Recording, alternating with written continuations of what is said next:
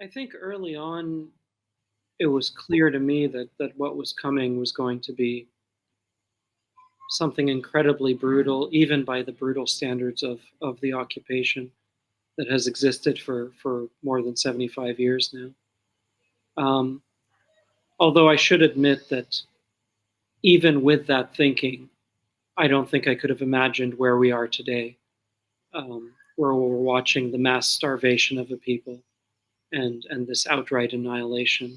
Um, and that feels like a very strange thing to say, um, because even I thought that this was the beginnings of a genocide as early as late October. In terms of how the tweet related to the book, originally there was no relationship between those two. I'm not much of a social media guy. I wasn't, back then I would tweet maybe once a month or something, and these days I don't do any social media stuff really. But for some reason that tweet sort of got a lot of attention. But originally, when I was working on the book, the title of the book that I was working under was "The Glass Coffin," um, and it was only after I finished a full draft of the manuscript that one of the editors at my publishing house suggested that I repurpose the tweet as the title of the book. But originally, there was no connection between the two. It seems to me that we're watching a campaign of eradication. Um, and I say this because of what I see in front of me, and also because of what Israeli officials regularly say. Um, there are no shortage of quotes in Israeli media of people quite explicitly saying that what is desired here is to kill every man, woman, and child in Gaza. Um, and I think if we were talking about any other people in any other place, there wouldn't even really be much of a discussion about whether this is a genocide or not. I think one of the reasons that we see this incredibly infuriating debate about using that word is, yes, because Israel is an ally of the most powerful nations on earth, but also because Palestinians have been so dehumanized over the years and over the decades that even the most blatant expression of genocidal intent is not enough to get many of the leaders in the centers of power around the world to state outright what, at least to me, seems plainly true. I'm sitting here and talking to you now.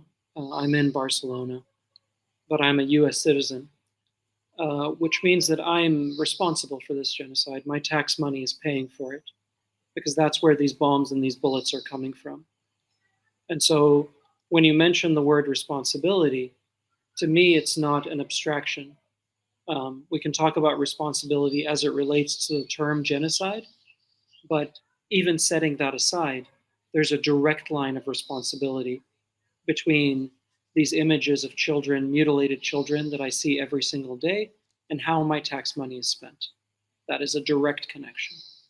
In terms of the word genocide itself, I think the central reason, or at least one of the central reasons, why there's so much reluctance to use that word is because that word has never existed in a vacuum. The term genocide comes with a set of obligations. Once you establish not even that somebody is committing genocide, but that they have the intent to commit genocide, you are obligated to do something about it. Nation states have an obligation to stand up and prevent it. And I think that this is one of the main reasons why, not just in the case of what is happening in Gaza, but historically throughout many atrocities, at least during my lifetime, there has been such immense reluctance to use that term officially, because the minute you do, now you have an obligation to do something about it. But if we set that aside and just look at the facts of the matter, if this isn't a genocide, if this isn't genocidal intent, I have a very hard time imagining what is. Every day for going on 20 months now, I have woken up and seen images of the worst things imaginable. I know what it looks like when a little kid starves to death. Yeah. I know what it looks like when they're torn limb from limb. And the the basic act of getting through the day necessitates that I learn to turn something off in my soul, in my conscience. because otherwise I can't sit here and be answering emails and doing interviews like this and pretending the world is just running as normal. And so it's hard to overstate how damaging it is that we have seen so many images of so much horror that a part of us is shutting down in response. But nonetheless, everywhere I go and everyone I talk to, particularly in the United States where I live, is slowly, I think, learning to build up an immunity to this horror. And that's a very dangerous and very damaging thing. It's a plainly kind of ridiculous fear on the surface, right? So, over the years of living in the United States, I've developed this plainly irrational sensation that if I'm driving and there's a pickup truck that passes and it has a giant American flag or something, um, there's this weird kind of fear that kicks in. But the reason I brought it up in the book is because it's plainly irrational, and the world shouldn't change because I'm afraid of large American flags, right? It's who cares? First of all, I don't know anything about the guy driving that pickup truck. I'm just making assumptions. It's the same thing with actually it's not the same thing, but if you see sort of bumper stickers that have like the thin blue line, or there's certain kind of indicators of, oh, this person might not like me if we met or something like that. Yeah. But the reason I brought it up in the book is because it is irrational and nothing much should be done about it. And in the context of the book, I was talking about this idea of the difference of purchasing power of fear, because everybody's afraid of something. That's perfectly human. It's just, how much does your fear buy? What happens when you're afraid? Because some people are afraid and absolutely nothing happens. And then some people are afraid, and as a result, entire armies go and obliterate somewhere. I'm afraid of what we just talked about, that I'm slowly losing my humanity, that I'm, despite my best efforts, learning to become very well acquainted with and immune to the abject horror that I see every day, the suffering that I see every day. I'm afraid that my fundamental assumptions about who we are as a species might not be true, because I have to go through the world believing that there are more good people than bad, and that most of us have functioning conscience and a functioning soul. And I'm afraid that I might not be right when I tell you that I firmly believe that in the end justice wins, that in the end colonialism and theft and the humiliation and degradation of a people cannot continue. I'm afraid that these assumptions are wrong. In terms of the fears that I used to have, fears of my career being derailed because I wrote this book, or fears that I might not get the grants anymore, or the fellowships, or the awards, or be invited to the parties, none of that stuff really matters to me anymore. After the last 19, 20 months, the shape of my fears has changed quite a bit. Since the age of 5, I've been a guest on someone else's land. That's when my dad had to get the hell out of Egypt, and so that's when I left the country of my birth. And ever since then, I've been relatively unanchored. There's no geography, there's no nation, there's no culture that I can point to and say, this is mine. I own this. I feel comfortable here. And that's shaped me in every way imaginable, as you might expect. I'm not particularly patriotic. I'm not nationalistic in any way. I have no real allegiance to the idea of the nation state. I have nothing against someone who does. I just haven't had that kind of life. It also affects what I do for a living. I'm a writer, and the way I write is very much impacted by the kind of life I've had. My characters, when I write my fiction, tend to be unanchored people. I tend to move borders around. I tend to have very little respect for the sanctity of the nation state as an entity. And I tend to also not have too many sort of foundational stories that I was told when I was young that I believe at any cost and against any evidence otherwise, or so on and so forth. So it's much more of an unrooted kind of life. And It applies to almost every aspect of my personality. I don't buy this notion that there are kind of preordained modes of politics or modes of running a country that any particular nation is kind of condemned to forever. Um, I still have relatives and friends in Egypt who are very much a part of the ruling government. And I can't tell you the number of times we've had these arguments in which I've been told over and over again, well, Egyptians are not ready for democracy. And it's such a disingenuous kind of framing. It's also self-serving, right? Yeah.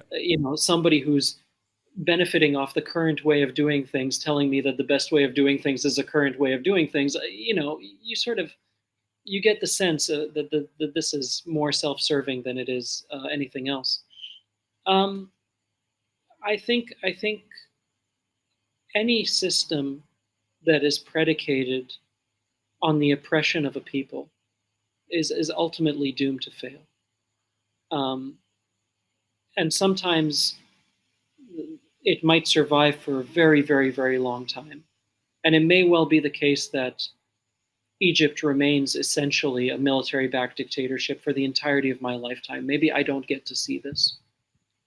But in the long run, I just can't imagine that oppression and the stifling of free expression and the stifling of dissent is a sustainable way of doing things. Because no matter how comfortable and stable things are on the surface level, you as the ruling party, you as the ruler, you as the leadership have to know that every single day there is a significant portion of the people you rule over who despise you and who would happily get rid of you at the slightest chance. I don't think that's sustainable. And so, setting everything else aside, um, I have immense faith that there's not a country on this earth that is somehow preordained to live in a climate of fear forever. I think it's certainly possible to pretend to be. I think a lot of the social constructs that we have, particularly in the Western world, um, No, no problem. sorry, there was some background noise. No problem. Um, I think it's certainly possible in particularly in the Western world to pretend to be neutral. Um, I can't tell you the number of conversations I've had where somebody has said, "Oh, it's all so complicated over there," um, and of course, that's only a sort of fraudulent neutrality. You're not being neutral at all. Um, you are being biased in favor of your own comfort, um, and that has nothing to do with neutrality. Um, there's that, of course, that famous quote about anyone who's neutral in a situation of oppression is siding with the oppressor. Um, but I think one of the things you're seeing, particularly over the last 19 or 20 months, is the obliteration of this notion that you can simply hover above a situation and have no opinion at all, and then decide after the fact what you were always for and against. I mean, the book that I wrote has the title that it has for a reason, because there is this notion that you can just wait, see how things play out, and then decide on the correct opinion after the fact. I think that's a lot harder to do when the situation you're in is an ongoing genocide. I think to answer the first part of your question, there are plenty of solutions. Um, and this isn't just me sort of talking out of thin air. There have been plenty of solutions presented. One state solution, two state solution. All of these, however, are predicated on an end to an occupation, an end to a decades long campaign of oppression and eradication and imprisonment and humiliation. I think that right now in this moment, we feel like we're very, very, very far away from these preconditions. And maybe we are. but that doesn't make them any less true.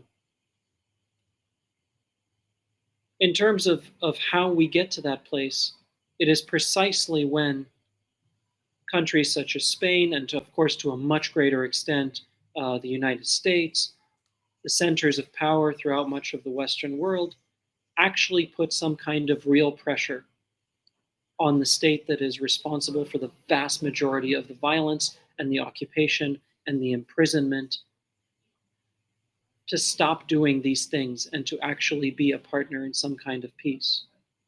Until that happens, why should any colonial power stop engaging in those acts of colonialism when there's absolutely no consequence? I mean, we're talking about things like expelling an ambassador or stopping arms sales. We're not talking about ground invasions here. We're not even getting as far as a military attempt to stop a genocide.